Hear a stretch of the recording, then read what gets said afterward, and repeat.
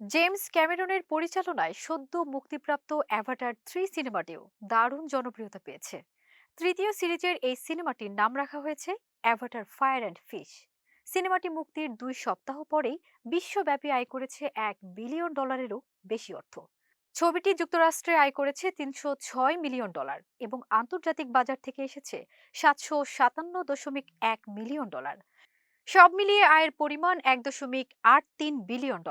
এই সিরিজের আগে দুটি ছবি দীর্ঘ সময় ধরে বক্স অফিসের শীর্ষে ছিল, পরে ইতিহাসের সফল সিনেমার তালিকায় জায়গা পায়। প্রথম অ্যাভাটার বিশ্বব্যাপী $2.9 বিলিয়ন এবং দ্বিতীয়টি $2.3 বিলিয়ন আয় করে।